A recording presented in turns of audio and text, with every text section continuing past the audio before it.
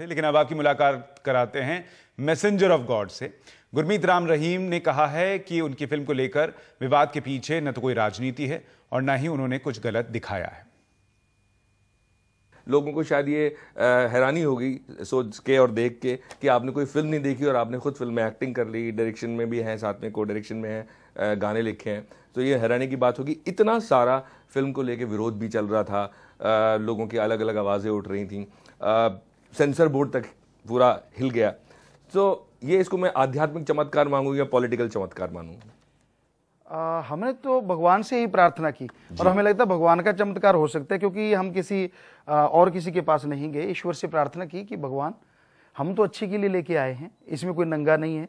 बेटी बाप इकट्ठे बैठ के देख सकते हैं, गाँव में भी, चलो शहरों में तो एक अलग बात है कि वो भी देखेंगे। हमारी संस्कृति को हम बहुत ऊंचा लेके आ रहे हैं, इसमें हमने ऐसा कुछ गलत नहीं किया, तो फिर भी ये रुक रही है, तो तू कृपा कर, तू ही कर सकता है।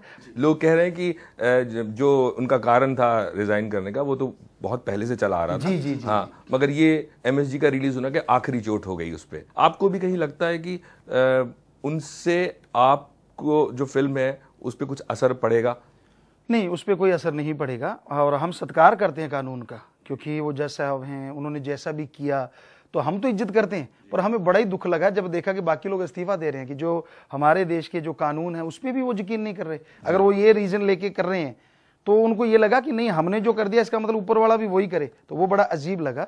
पर हमें तो सही लगा जो उन्होंने कहा। फॉरेन डायरेक्टर साहब बैठे थे, हमने कहा बेटा आप भी वही चीज़ें जैसे उन्होंने बोला था, शायद 2 शब्द म्यूट करने हैं और 1-1 मिनट की आगे पीछे वो लगाना है लिख के, वो ऑलरेडी लिख के लगाना ही था, उसमें जो उन्होंने ऐड किया वो ऐड कर दिया गया। आपने जो अपने इंटरव्यूज में भी बोला कि जो बीजेपी से जो लोग आए थे आपने उनके एफिडेविट देख के आपने उनको सपोर्ट किया। अभी आपका जो सेंसर का पूरा ये हुआ उसको इस तरह से भी जोड़ के देखा जा रहा है? नहीं, ऐसा कुछ नहीं, क्योंकि हमने जाके उनको बोला हो कि सेंसर को साफ कर दो या ऐसा उनमें कोई गलत है तो उनको बदल दो, या ऐसा हमने कुछ बोला ही नहीं। लोग ये तो कह रहे हैं कि वो हट गए, उन्होंने इस्तीफा दे दिया।